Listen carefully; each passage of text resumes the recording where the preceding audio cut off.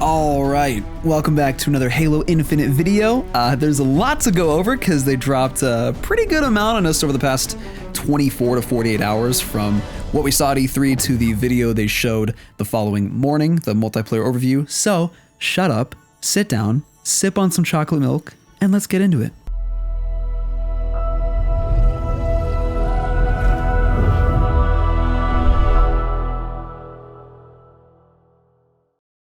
Number one, we now know of 4 pieces of equipment: the grapple shot, drop wall, repulsor, and the threat sensor. The repulsor is basically an item that attaches to your arm that uses like a force of energy to bounce back projectiles or anything in your way, essentially, players, vehicles. I'm really curious as if a vehicle is like driving past or even towards you, ready to splatter you, how much force it will emit against a vehicle that's right in front of you. Also, we can repulse jump. Here's a little clip of that. So essentially, if you're running, you can look down, jump, or look down, and maybe you don't need to jump. You can just activate it, and then you're like 10, 20 feet up in the air. Number 3. As of right now, the ball carrier can use equipment. We have a little screenshot here of him using a grapple shot, which now begs the question, can the flag carrier do so as well? If so, I think that's going to create for some incredibly cool movements. I don't know if obviously this would be a good idea for competitive play. Maybe it helps increase the skill gap. I don't know. That sort of thing is like a, internal test or external test. Maybe they'll experiment with it at first and then remove it later. I don't know. Honestly, I think that'd be super dope. Maybe there's a ledge that's too high to clamber and you just want to look down, repulse jump, and then be right back up. I don't know. I just think it will create some really, really dope moments. As of right now, the flagnum is gone. It's dead. You no longer have a pistol with you when you are holding the flag. That has been replaced with the ability to sprint with the flag, but we'll touch on why that's not exactly a super huge issue in a second, for those of you who might see it as an issue. Number 5, all pieces of equipment are placeable on any map. If the grapple shot doesn't belong in CTF, it doesn't need to be in there. So I've heard some people saying, oh, grapple shotting with the flag seems quite OP. That seems kind of, like you can grapple and boom, you're halfway across the map. Remember, these aren't inherent abilities. If at any point they think, this piece of equipment works really well in these game modes, but not this one, at any point they can just say, okay, we're not going to put it in that game mode on any sort of map. So keep that in mind. Moving on, number 6, the grapple shot can grapple vehicles, players, equipment, fusion coils, power-ups, and the environment/walls. All in all, I think the grapple is going to make for some incredibly cool clips once this game launches. All right, number 7, as of right now, all we know of for player abilities are sprint, clamber, and slide. Number 8, sprint also at the moment looks like it has little to no effect on actual movement speed. It looks like it maybe only increases your speed about like maybe 10 to 15% max. I don't know how much it, you can do the math in other Halo games by, walking to a certain position and then sprinting to that and timing it all and all that. But honestly, it looks like it has like no effect on your actual base movement speed. But it honestly feels like 343 have kept it in to please the new players that are so used to it being there.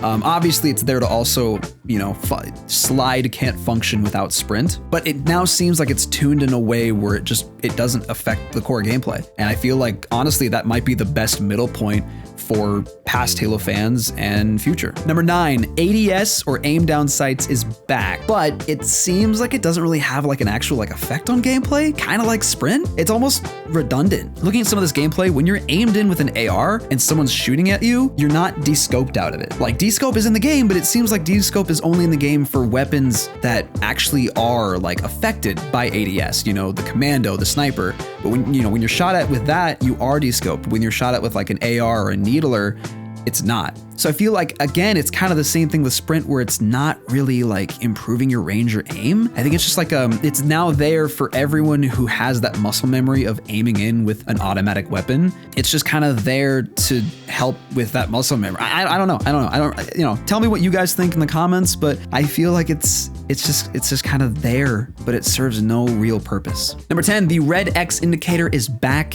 in Halo Infinite multiplayer when you achieve a kill. Super duper happy about this. Another piece of visual feedback that I loved from Halo 5. Number 11, the snapshot medal/line that you would get in Halo 4 or Halo 5 when you would no-scope someone, and it would be like, oh, snapshot, that has been replaced with no scope. Number 12, the BR reticle has been shown in 2 different variants. UniShek has said on Twitter that that could change at any time. You know, obviously the game is still in development. They can change a reticle to whatever they want, whenever they want. And honestly, it could change post-launch. If you remember with Halo 5, they changed the AR reticle a year or 2 into the game's life cycle. So out of these 2, which one do you like more? Do you like the super tiny circle with the lines, or do you like the larger circle? Obviously, again, you know, I don't know which one will be at launch. Maybe the smaller one's like a visual glitch. Maybe they were experimenting, you know, could be anything. Time will tell. Number 13, an alarm goes off when the flag is taken from its post, alerting you and potentially the players in the game. I don't know if this is gonna be like a super loud, like throughout the entire map. I don't know if everyone will be able to hear it, or maybe it'll be proximity based where people only in the nearby vicinity will be able to hear it, or, you know, it could be anything. Our team took the enemy flag. What if we... And it also makes this really, really nice, satisfying sound when you capture it. Flame catch. Personally. Number 13, this could be a big one. If you kill an enemy while they are activating overshield or active camo, it drops on the ground, ready to be picked up again by another player. So the whole concept of quote unquote burning OS or AC, if you've played competitively, you know that call out. It's essentially no longer a thing. It was a thing in Halo 5 where when they picked up that equipment, they had that little animation of where they picked it up and they pressed the button, they slammed it on their chest. That's still present in Halo Infinite, but if you killed someone in Halo 5 while they were doing the animation, they would die and that piece of equipment would disappear. What I'm curious on is, when does the timer for a new power-up start? Does it start when you take it off the pad? Does it start when you activate it? When it despawns off of someone's dead body? This is just kind of something I'm curious on. I don't know. What do you guys think? Number 14, you can still combat evolve weapons. And if you're incredibly new to Halo, essentially what that means is when you throw a plasma grenade by a weapon, or you know, a weapon that has just spawned, that essentially will launch the weapon super far. And if you're really, really good at it, you can kind of time or know the distance and trajectory of where it will land, and you can grab it. In Halo 5, this is a thing where you could plasma grenade power weapons off of their weapon pads, and if you grabbed it, it'd play a little line and you'd get a little medal for it. Number 16, sniper scope glare is back. I know a lot of people did not like this about Halo 5. Quite frankly, I was kind of one of them. I didn't like the fact that people could see where I was when I had a sniper, even if I hadn't shot yet. But in this shot right here, it is back. So maybe it'll be better on the bigger BTB maps, you know, with this many players. Maybe it'd be good to finally be able to kind of like pinpoint them. These maps are so dense and so well made that players kind of blend in quite well. So time will tell on whether or not this is a good thing that it's back. Number 17, here are all the confirmed weapons that we know are in Halo Infinite. The sniper rifle, the battle rifle, assault rifle, spanker rocket launcher, sidekick, which is the pistol, commando, which honestly, in my opinion, it feels like it's replacing the DMR and the SMG. We haven't seen the SMG, or we haven't seen the SAW, we haven't seen the DMR anywhere so far. And this weapon, essentially, it feels like it kind of combines the SMG and the DMR. The Bulldog, which is the shotgun. The Hydra, which is one that was created in Halo 5. This one actually does get a bit of a redesign. I'm curious on how this one's going to function. We really haven't seen any gameplay from this yet. The Plasma Pistol, the Pulse Carbine, which, again, just thinking about this, we haven't seen the normal carbine, and we haven't seen the Storm Rifle, or any plasma rifle, or, you know, the Plasma Repeater. We haven't seen any of these plasma, these automatic plasma weapons return. I feel like this is kind of combining those weapons together, effectively replacing the role of both of them. The Needler, the Energy Sword, the Gravity Hammer, the Skewer, which is a new one, the Stalker Rifle, which is one we saw in Mega Bloks, I think it was Mega Bloks or like a toy reveal, and we saw it on the E3 marketing for the Halo E3 marketing, essentially. We haven't seen gameplay or any sort of like in-game view of it, but we do know that one exists. And then we have this gun, which we actually have gameplay of, but we don't know what it's called. Quite frankly, I feel like, I don't know, we haven't seen any Promethean weapons at all. We haven't seen a bolt shot, we haven't seen a scatter shot, we haven't seen, you know, any of them. And so this kind of has the feel of a scatter shot a little bit, but the projectiles seem to be reaching reaching areas much farther than the scatter shot have reached. If you watch the clip closely, they reach a far distance as well as bouncing around. And it also seems to have an alternate firing mode. When the Spartan is running away, he like swaps it, the reticle changes, and it seems to be the tactile decision to make when Spartans are farther away. Maybe it has like a close and a long range. I don't know. I'm really curious to see how this weapon actually like functions. It seems like there's already a lot of new weapons in this game that we don't really have a whole lot of knowledge on quite yet. And then we also have this one. I'm pretty sure this is the Disruptor. This was revealed in a toy reveal and they look identical. We don't actually see any gameplay of it. We just see that it's on the wall on one of the BTB bases. We have the Ravager, which we've seen a little bit of gameplay of,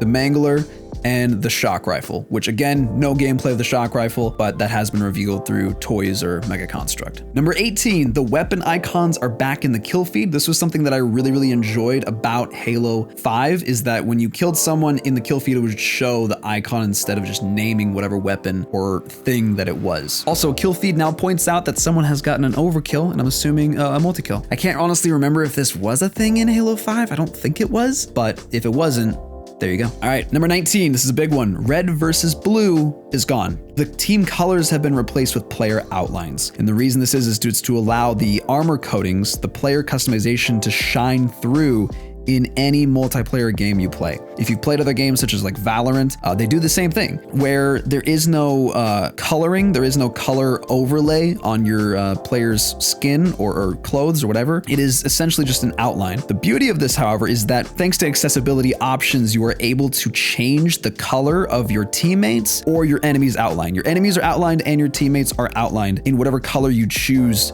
for that. So if you want your teammates color or your team color, essentially, quote unquote, to be green, it'll be green. And if you want your enemies to be pink, you can do that. I'm pretty sure this would affect flag colors as well. So at any point, you know, your flag color is gonna be green and your enemy flag colors is gonna be pink. You can also see your teammates' outlines through walls to better understand where they are on the map. I know this whole thing may confuse, especially like the diehard Halo fans, because they've only been playing this game for the past 15 years. And it's definitely something to get used to. It might be a little confusing, you know, if your teammate has a red armor coating, but I think over time and through a lot of practice and, you know, changing all of that muscle memory and everything that you're used to, I think you will get used to it quite quickly. Number 20, this one's just a nice one.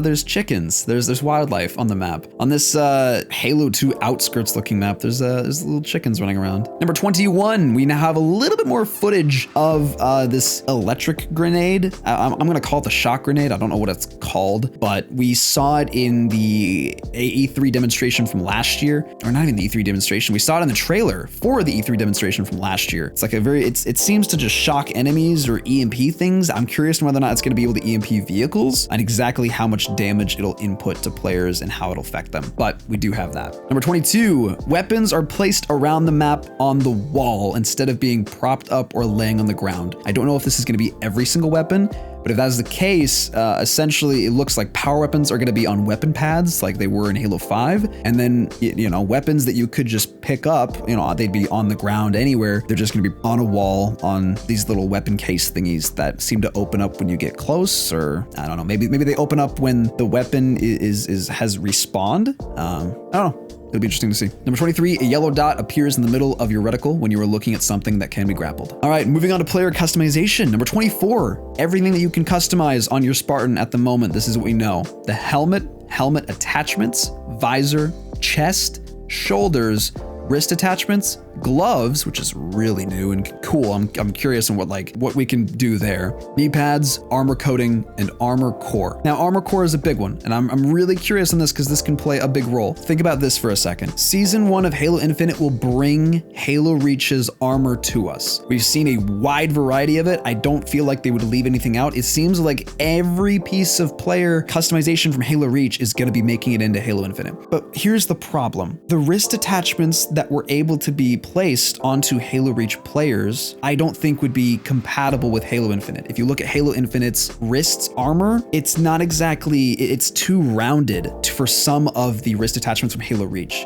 And then also, they mentioned they wanted to bring every piece of armor from past Halo games into Halo Infinite. They've already said that they would look or would love to do that. I don't know if that's their plan. It seems to be, with them bringing all of Halo Reach's armor in. So I don't think we'll be able to mix and match armor from Halo Reach and Halo Infinite. It seems seems like they're gonna lock them off in this armor core type deal where you can have like a Halo Reach Spartan that you can select and use in multiplayer. And then if you want, you have your Halo Infinite Spartan that you can use and select with all the new Halo Infinite armor. These sort of things are not cross-compatible in a way. Also something to note, if you look at the screenshot of all these Spartans together, if you look really closely, their chests are all the same. Like the back little behind the shoulder area things, like all of them are virtually the same, but the chest attachments are not. So it seems like, I don't know if we're ever actually gonna get like fully different chests like we do in Halo 4 and other games, or if we're just getting chest attachments. And then again, talking about this again, they also said that the samurai armor, the super cool samurai armor that we're getting, this bad boy,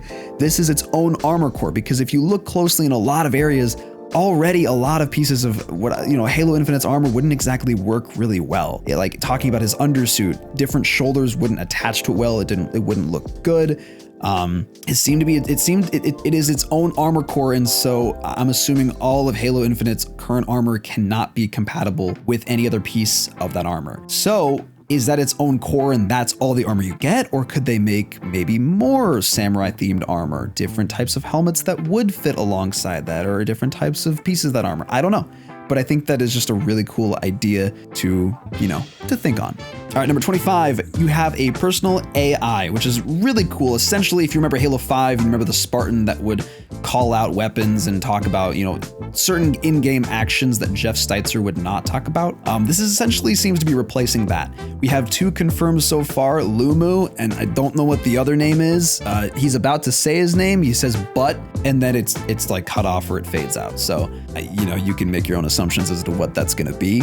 But your personal AI is essentially going to replace the Spartan that we were always hearing in Halo 5. It'll call out when you pick up a flag, it'll just make these little quips here and there and kind of just be your little audible assistant. I'm curious whether or not we'll be able to turn this off. I hope so, for people who just don't want to hear it, the same way we could turn off like Spartan chatter from Halo 5, but time will tell on whether or not we're going to be able to. Really interesting and just a really cool expansion to player customization that I wasn't expecting at all. Number 26, robotic arms and legs.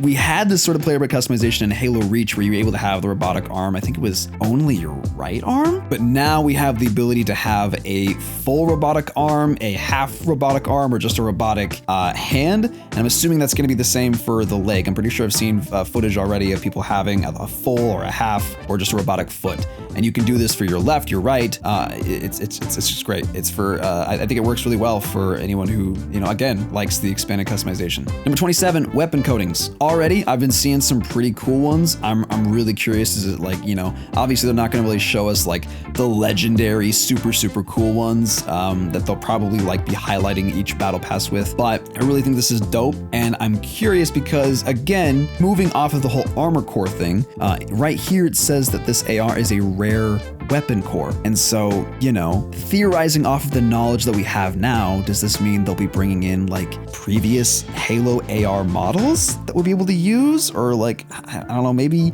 I don't know. I'm curious as to why it says it's a rare weapon core. Like, what does that mean? Number 28, vehicle coatings. Now again, we have these skins and these coatings for vehicles, but he mentions in the video that there's a huge amount of vehicle customizations. So maybe even moving off of the weapon, theory we had just now, maybe we could have different models of past Halo vehicles come through that we can decide, maybe they can change that like on the fly. When you jump into a vehicle, it changes to your preferred model of vehicle. I'm just trying to think of like what else you could customize on a vehicle, like the tires, besides the coating, what else is there that they're hinting at? Number 29, the Halo Battle Pass will never be taken away from you. If you purchase it, you'll be there to make progress on it at any time. Also, there are no loot boxes. Remember, there are still microtransactions in this game, but something that was kind of frustrating about certain games is if you bought the battle pass or you bought the season pass and something happened where you weren't able to finish it or you really weren't able to make much progress on it, once that season was over, that was gone. If you didn't finish it, that's like $10, $15, $20 that's now gone. And so now with Halo Infinite, they're honestly one of the first games that I know of that is making this change that now if you purchase it, it will always be there. MCC did this as well. You didn't have to purchase those season passes, but on MCC, if you ever wanted to go back to a previous season's season pass and make progress on it, you could. And I'm really happy this change made it over to Halo Infinite, because life happens, things happen, and you don't always have the ability to grind these things out as fast as some other players do. So no FOMO, no fear of missing out on things. I'm excited. This looks good. And number 30, no assassinations so far from what we've seen. I really hope this is like maybe just they haven't revealed this. I don't know, but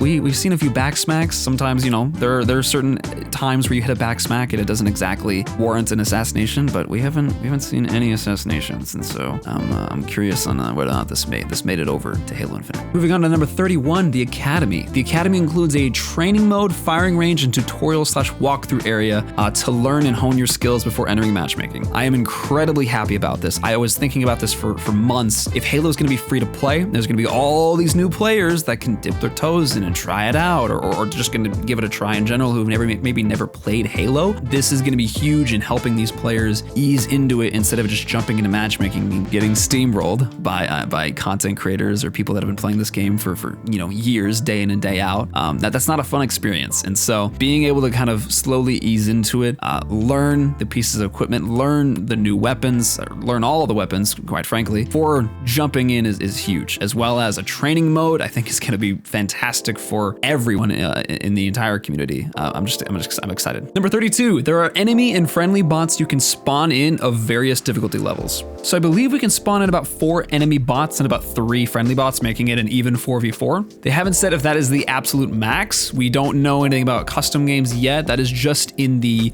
standalone training mode. At the moment, I don't know how many difficulty levels there are either. The only thing that we know of is that what seems to be the beginner is Marine level. Number 33, while in the training mode, you can spawn in any weapon, grenade, or equipment piece to your inventory. So it's not like Forge, it's literally just part of the settings. You select it and it'll automatically be in your hands. Number 34, there is a movement course. In one of the shots here, we see right above the door, it says movement course. And then we also have this shot of essentially the game giving you a tutorial on how to jump and clamber.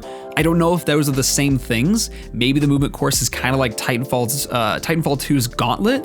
So all in all, I'm curious to see what that is all about. Unless it's maybe just a simple little movement course, here's how you jump, here's how you clamber, here's how you slide, etc. Number 35, while in the firing range, there is a score tracker at the bottom of your screen. So again, this kind of furthers my theory, hopefully there's public leaderboards. If not for the movement course, since I guess, for the most part, Halo Infinite isn't exactly movement oriented. Hopefully there's public leaderboards for this sort of thing, because I think that would surely stir up some competition more than the last point. Number 36, bots can join custom games and matchmaking games. They don't actually say matchmaking directly, but there is this point that they make. They say bots can also be configured in custom games to tailor the experience and even fill in roster spots for MIA Fireteam members. I'm assuming they're taking the Rocket League route, where if one of your teammates does quit or gets disconnected, a bot is there to replace them while they try to get their connection back, or until someone new joins. Number 37, moving on to miscellaneous and vehicle points. The scoreboard is now in the center bottom of your HUD. We've always been used to it being in the bottom right of our HUD. There, you had the scores and the time left in the match.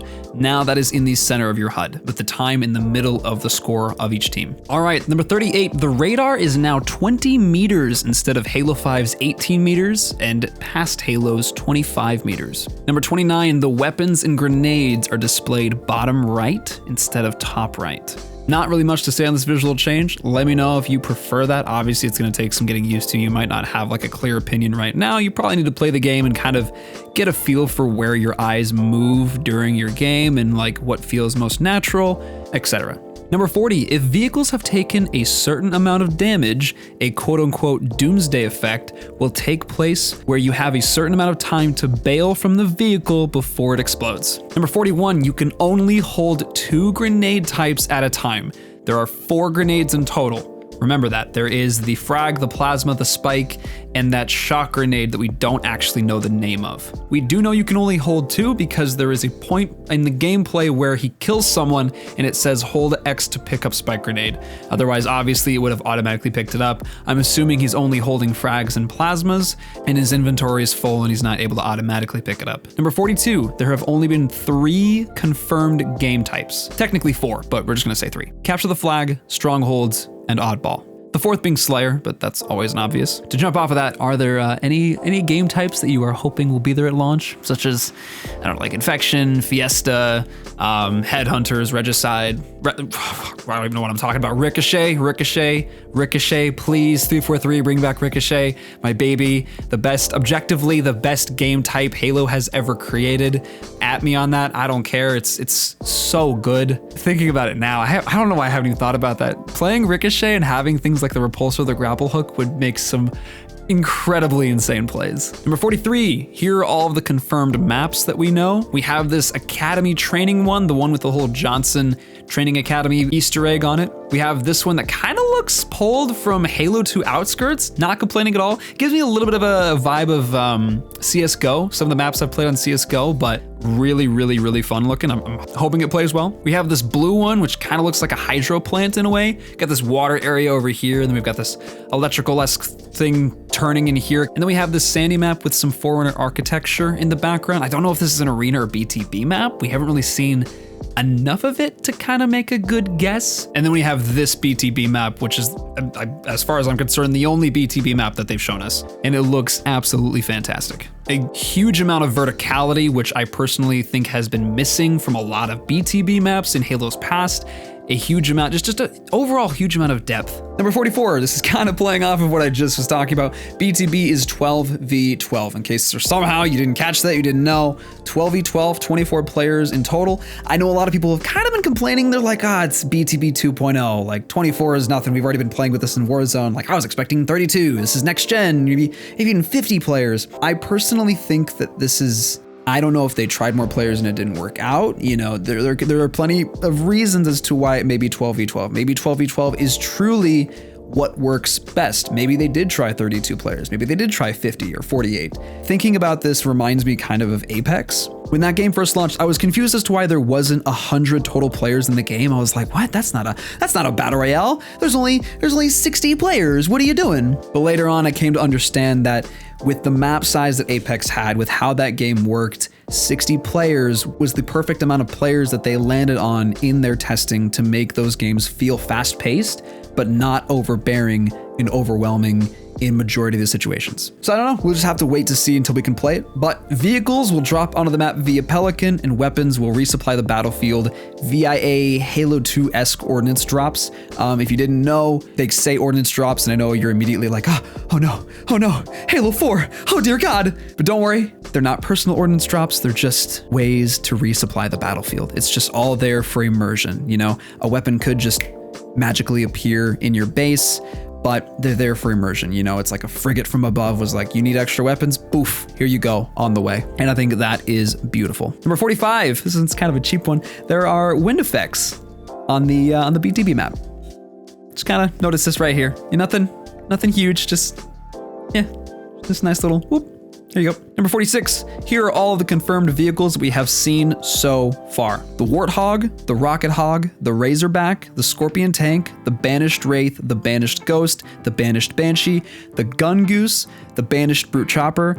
I probably could have just said the Ghost, Banshee, Wraith, and Brute Chopper, but and the Wasp. If you could choose one vehicle to put in right now that you haven't seen yet, which one would it be? Number 47, the Razorback can hold up to 4 players, potentially 6. We don't know yet. It looks like there's space for 2 more players, but I feel like that'd be a little bit OP. You know, you pull up on a base and all your teammates are holding fusion coils, and 6 of you, half of your team plops out and just fucking bombards the enemy team. So I'm betting my money on just 4. The back of it also has an area to hold fusion coils, detached turrets, weapons, or objectives. I'm really curious on what that's gonna look like, or how much stuff you can put in there. You know, can you only put 1 fusion coil? Can you only put 1 detached turret, or 1 weapon, or, you know, something like that. But I think the most interesting part is that you can put objectives in there. You know, like I've got the flag, let me plop it in the back real quick and let's roll out. So passengers usually, you know, they are the most vulnerable person to get shot. So with that in mind, the most obvious strategy is, hey, let's put the flag in the back, you get in the side, so if you get shot out, I still have the flag in this super, you know, beefed up Warthog, and I can make it back to the base successfully. I think that's gonna add another level of strategy that not everyone will get right away, but it will reward players who do use that strategy. And number 48,